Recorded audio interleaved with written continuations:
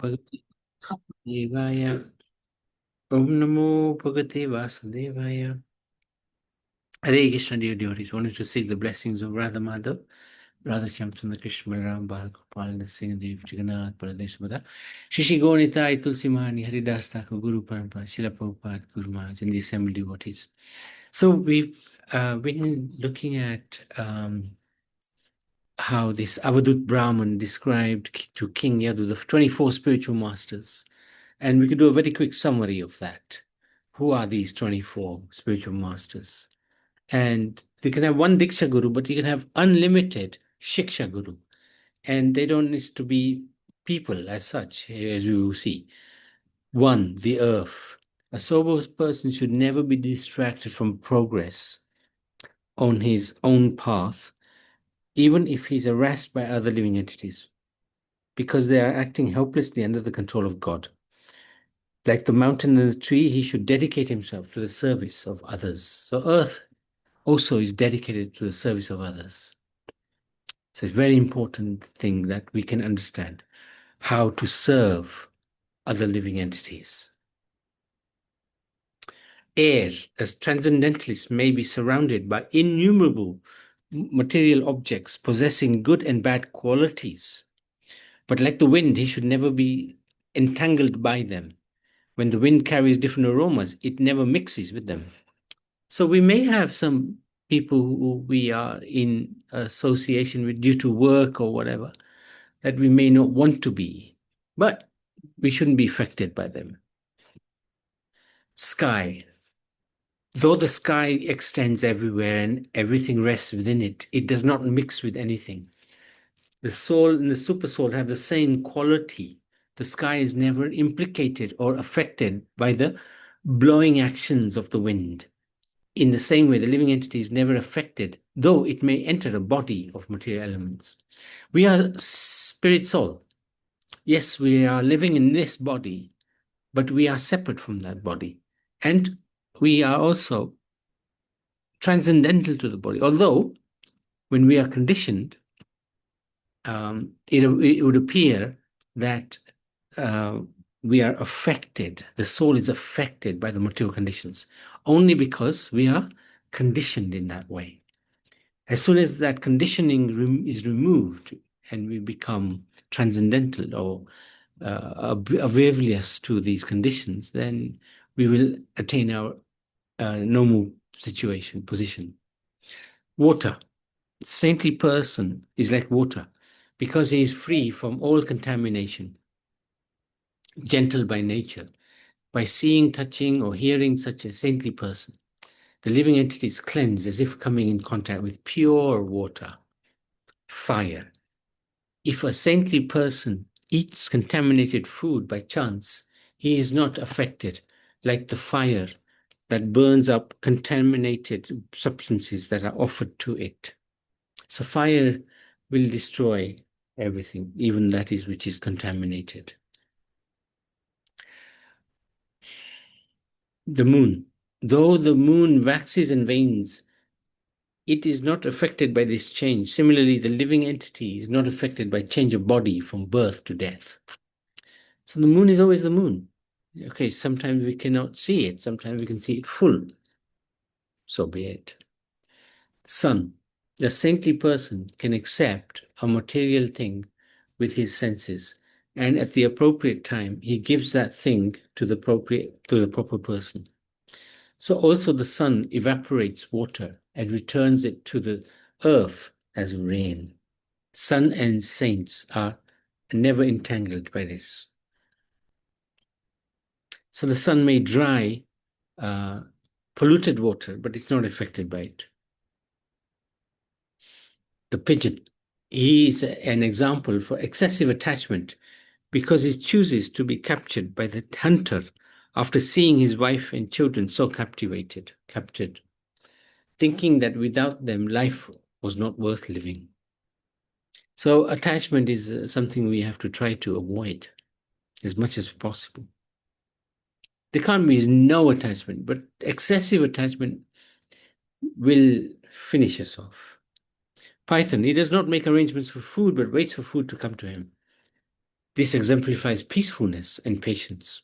The sea, just as a tranquil sea, the saintly person, being full of knowledge, is never disturbed. No matter how many rivers go into the sea, it never overflows. The ocean. The moth, a foolish man, is captivated by a woman's charm, just like a moth is captivated by a flame and burns into it. The honeybee, a renounced person who begs a little food from different houses, is like a madhukari or honeybee. Also, a honeybee takes nectar from different flowers.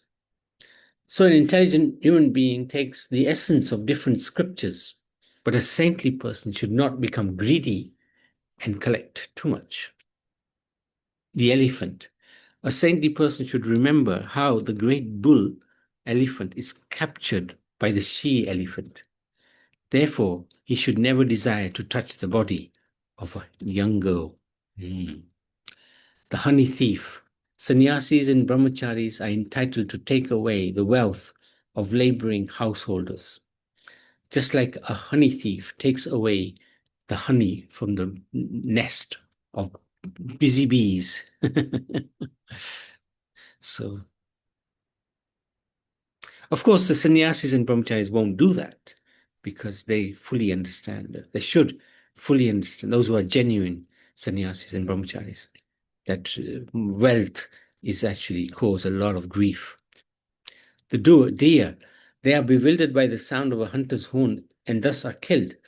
A renounced person should never become attracted by mundane sounds like sensuous music, especially the sweet singing and dancing of a beautiful woman.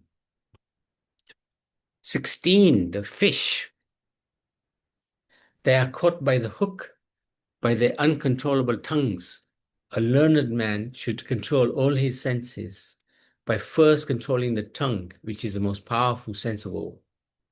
So we have this prayer, Sarira Vidyajal. It's a very important prayer. Try to control our tongue.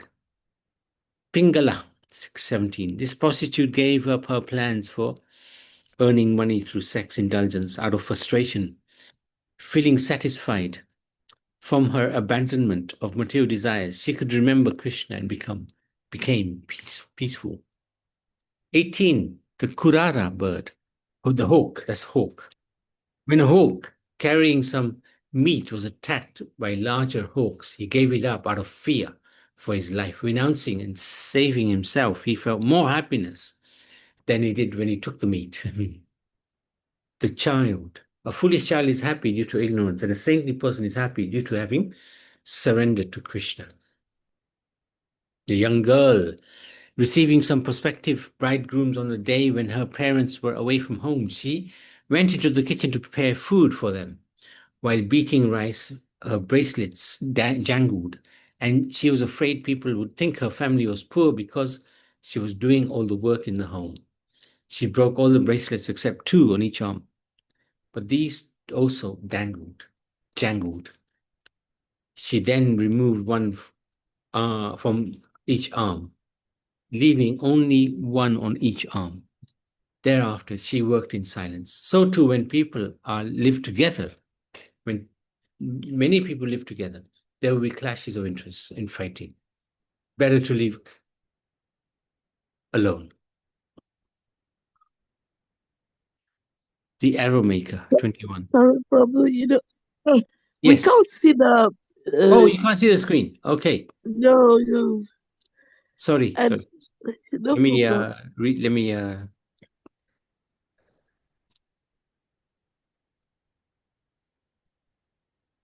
How's that? Yeah, that's better. Okay. Sorry Prabhu, about that. can you? Yeah, no problem. Can you explain again the bracelet? So Yes. in relation to, Basically, when yeah, there's 2 or more bracelets, they make a lot of noise. So yeah, when 2 or more people get together, it makes a lot of noise. You know, that's true. yeah, even 2 people sometimes, they just can't get on, in the household, for example. And what to speak of many people, when there are many people together, there's always going to be some, fighting. So the lesson from this is better to leave alone. Of course, in this Yes. world, it's a little hard to live alone. But if we put Krishna in the center of our life, then actually that can make a huge difference. Putting Krishna in the center, then if there is any arguments, it's going to be around Krishna, around devotional service. How to serve better, and that is transcendental. That's not mundane.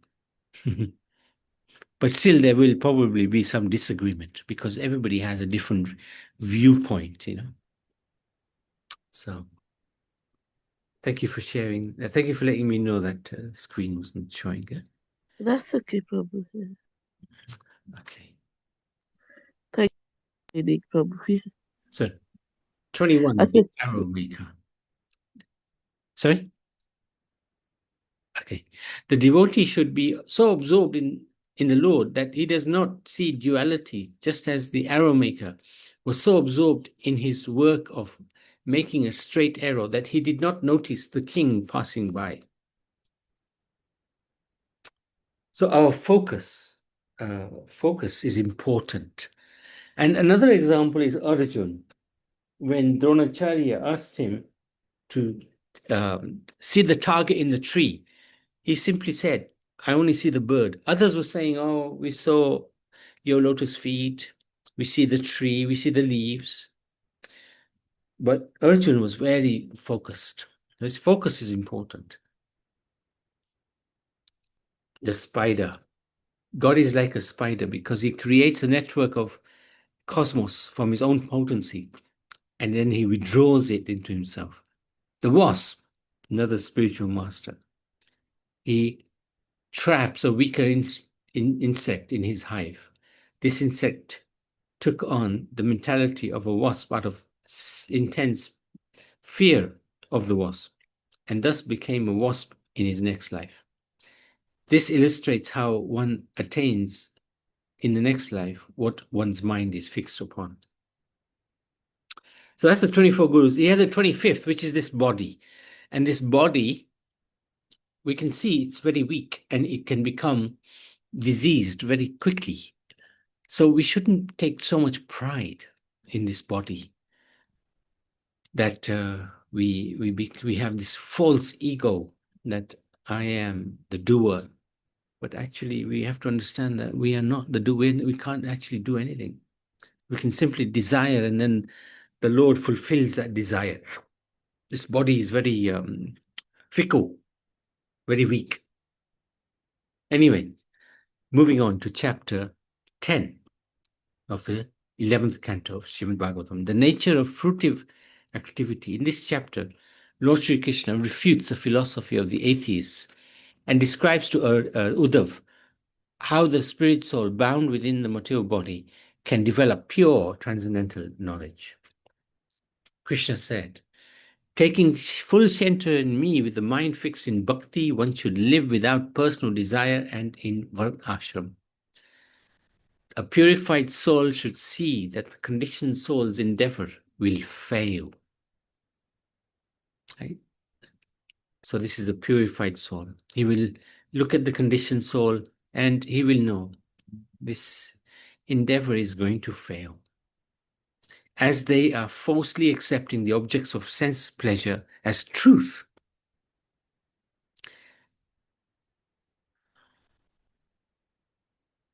So we can see how the whole world is endeavoring to increase its wealth. People are just want to go to work, which is not a bad thing in itself, but the aim is simply to increase the sense enjoyment. The aim is not to gain spiritual knowledge, right, or to do one's duty in karma yoga, etc. The aim is to gain as much money as possible so that we can buy different sense objects and enjoy. So that is going to fail, without a doubt. The living entity who is asleep to his spiritual identity is attached to sense objects, which are creations of the Lord's illusionary potency and have no permanent existence. When one is fully engaged in searching out the ultimate truth, one should not accept the scripture injunctions governing fruitive activities. So many of the scriptures, especially the Vedas, recommend these fruitive activities. They recommend to do to worship the devatas, for example, and in order to obtain different fruits from the devatas. So actually, one who is seeking the ultimate truth, the absolute truth, he needs to avoid these scriptures because they will not help one to find the supreme absolute truth. Observe the scripture injunctions, and as far as possible, injunctions prescribing minor duties such as cleanliness. One should approach a spiritual master who is in full knowledge of me as I am, who is peaceful, who by spiritual elevation is not different from me. The disciple should be free from false prestige, envy, gossip, even considering himself to be the doer. He should be active and never lazy, should give up all sense of proprietorship, including his wife, children, home, society. He should be endowed with feeling of loving friendship towards the spiritual master. So this is fantastic guidance by the Lord. The spiritual master is so important. One should see one's real self-interest in life in all circumstances and should therefore remain detached from wife, children, home, land, relatives, friends, wealth, and so on. The seer within the body is different from the material body. The seer is the soul, right? Soul is actually witnessing what is happening in this material body. But in our present condition, we are thinking we are the material body. We've forgotten about the soul. We have no knowledge of the soul. So the seer within the body is different from the material body, which is to be illuminated by consciousness, and they possess different characteristics. Just as fire may appear differently as dormant, manifest, weak, brilliant, and so on. So fire can be, it can be very bright burning. Fire can be very low heat as well. It can be dormant. In the wood, for example, fire is dormant. Fire is there, but it's dormant, etc. And so on. According to the condition of the fuel, similarly, the spirit soul enters the material body and accepts particular bodily characteristics. So the tree has very limited consciousness, right? Animals have a bit more consciousness, and humans have full consciousness, but it's misused because it's not become God conscious. The soul is distinct from the gross and subtle material bodies. So we have two types of bodies. Gross body made up of earth, water, fire, air, ether. And then there's a subtle body made up of mind, intelligence, and ego. The spirit soul who has entered into the material body accepts bodily functions according to the reactions of his own past activities. Therefore, only the bona fide transcendental spiritual master is capable of demonstrating pure knowledge of the self. My dear Uddhav, there are philosophers who challenge my conclusion. They state that the natural position of the soul is to engage in fruitive activities, accept regulated material work as the purpose of life. Even if you accept such a philosophy, there will still be perpetual birth, death, old age, and disease, since all living entities must accept a material body, subject to the influence of time, and suffer the consequent effects of happiness and distress. So Krishna is acknowledging, yes, not everybody will agree with me, and I will not force everybody. I will not force anybody to agree with me. But the reality of the situation is there is birth, death, old age, and disease. Even if somebody disagrees with me and thinks that there should be material, the body, the soul must do material work. Okay, fair enough. No problem. But still, you can't escape birth, death, old age, and disease. So Krishna is explaining that. When a person is always under the superior control of another, how can he expect any valuable result from his own fruitive actions? Sometimes even an intelligent person is not happy. Similarly, sometimes even a great fool is happy. Even if people know how to achieve happiness and avoid unhappiness, they still do not know the process by which death will not be able to exert its influence over them. So one may think I'm always happy. But you must understand that one day we have to die. That happiness disappears. Death is not at all pleasing. And since everyone is exactly like a condemned man being led to the place of execution, what possible happiness can people derive from material objects? There is no possibility that one who is attached to the fruits of his material work can achieve any substantial goal in life. No way, because of death. No matter how much we earn, how many children we have, how many homes we have, how many relatives we have, it's all lost at death. The pleasures of heaven and other destinations which are achieved by sacrificial rituals can be experienced as follows. So, heaven. These are the benefits. Travels in a glowing aeroplane which is decorated with circles of tinkling bells, which flies wherever he desires, being glorified by songs sung by the Gandharvas, dressed in charming clothes, accompanied by heavenly women, relaxed, comfortable, and happy in the heavenly pleasure gardens, enjoys life in the heavenly planets. But when the pious results are exhausted, one's enjoyment is finished due to the factor of time. One must return to this earth to partake in lamentation and suffering. So even if one goes to heaven, so what? Big deal. Still going to have to come back to earth when the um, good karma bank account balance is knocked down to zero. If a human being is engaged in sinful irreligious activities, either because of bad association or because of his failure to control his senses, then such a person will certainly develop a personality full of material desires. Yeah. Bad association.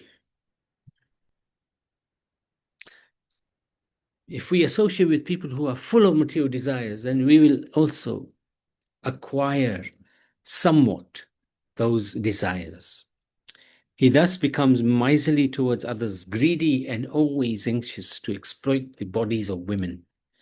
When the mind is so polluted, one becomes violent and aggressive, and without the authority of Vedic injunctions, slaughters innocent animals for sense gratification. Worshipping ghosts and spirits, the bewildered person falls fully into the grip of unauthorized activities and thus goes to hell, where he receives a material body infected by the darkness modes of nature. In such a degraded body, he unfortunately continues to perform inauspicious activities that greatly increase his future unhappiness. And therefore, he again accepts a similar material body. What possible happiness can there be for one who engages in activities inevitably terminating in death? What's the point? In all the planetary systems, from the heavenly to the hellish, and for all the great demigods who live for 1,000 yuga cycles, there is fear of me in my form of time. Even Brahma who possesses the supreme lifespan of 311 trillion 40 billion years, is also afraid of me. The self, Vedic knowledge, the universe, and one's own nature, religious ceremonies, and so on. So, time is feared. The conditioned soul who remains dependent on fruitive activities under the material modes of nature will continue to fear me. Since I pose the result of one's fruitive activities, those who accept the material concept of life, taking the variegatedness of the modes of nature to be factual, devote themselves to material enjoyment, therefore always absorbed in lamentation and grief. Why? Because our desires will never be fulfilled. They're unlimited desires. We want this, we want that. And there's not enough time because time destroys everything. There's not enough resources because resources are limited, because this is the material world. And even if they were not limited, our lifespan is limited.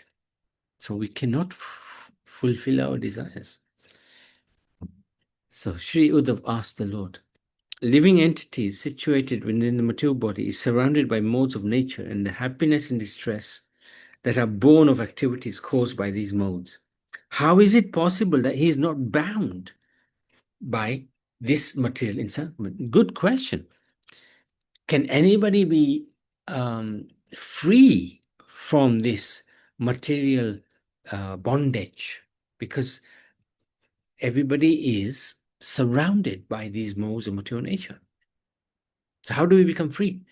It may be said that living entity is ultimately transcendental, has nothing to do with the material world. But then how does he get bound by material nature anyway? A very nice question. If the soul is transcendental, how did he get stuck in this material world? The same living entity is sometimes described as eternal, internally conditioned, and at other times eternally liberated. I am not able to understand. Therefore, the actual situation of the soul. What is he? Is he liberated? Is he bound? So Uddhav is testing the Lord now. He's giving him a hard time. Please explain to me the symptoms by which one can tell the difference between a living entity who is eternally liberated and one who is eternally conditioned. In what various ways would they remain situated, enjoy life, eat, evacuate, etc.?